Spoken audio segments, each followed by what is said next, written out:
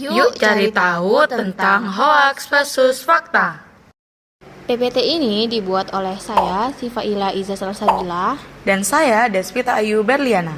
Era digital zaman sekarang, media sosial dan internet menjadi sumber utama sehingga informasi menyebar sangat luas dan cepat. Tidak semua informasi yang kita terima adalah benar-benar adanya. Oleh karena itu, penting bagi kita semua untuk bisa membedakan antara hoaks dan fakta agar tidak mudah tertipu dan tidak ikut menyebarkan informasi yang salah. Teman-teman tahu gak nih apa pengertian dari hoaks atau apa sih itu hoaks? Teman-teman tahu gak nih apa? Menurut Kamus Bahasa Indonesia atau KBBI, hoaks atau hoax dengan huruf KS di akhir adalah informasi bohong atau berita yang tidak benar. Ini adalah serapan dari bahasa asing yang biasa berarti tipuan, kebohongan, atau berita palsu. Materi selanjutnya adalah ciri-ciri hoaks. Yang pertama, sumber berita atau informasi tidak jelas. Yang kedua, sulit ditemukan di media resmi. Biasanya, informasi tersebut sulit ditemukan di media-media yang resmi. Yang ketiga, mengandung ajakan untuk menyebarkan berita hoaks tersebut kepada orang lain. Yang keempat, foto atau gambar yang dicantumkan biasanya dimanipulasi atau berbeda kejadian. Contohnya diedit sehingga seolah-olah mirip dengan informasi yang disampaikan.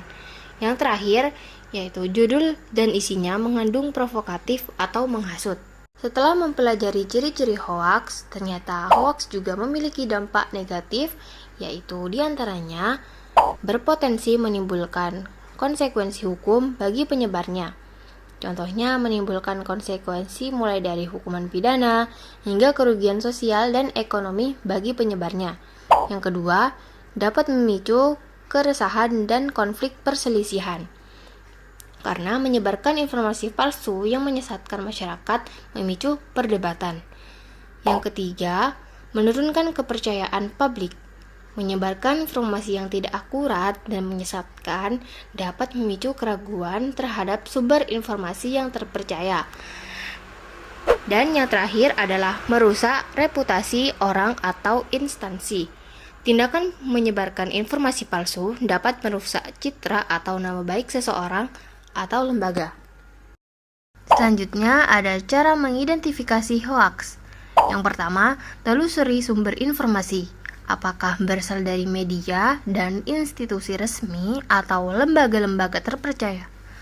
Yang kedua, periksa keaslian gambar atau video yang disertakan. Setelah kita mempelajari materi mengenai hoaks, kita akan mempelajari materi mengenai fakta.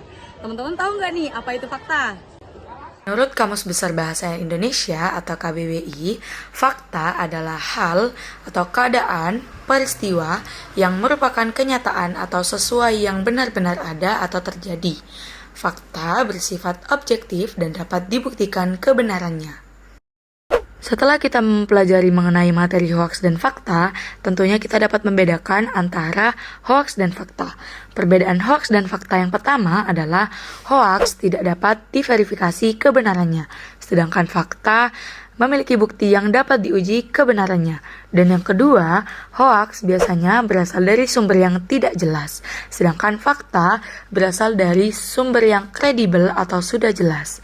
Dan yang terakhir, hoaks bertujuan mempengaruhi secara emosional kepada pembacanya. Sedangkan fakta bertujuan memberikan pemahaman yang benar kepada pembacanya secara objektif dan jelas. Sebagai penutup dan kesimpulan dari materi hoaks dan fakta, hoaks merupakan tantangan nyata di era informasi. Dengan meningkatkan literasi digital dan bersikap kritis terhadap setiap informasi yang diterima, kita dapat menjadi agen perubahan dalam melawan penyebaran hoaks. Mari bersama-sama membangun ekosistem informasi yang jujur, akurat, dan dapat dipercaya. Sekian, terima kasih dan semoga bermanfaat.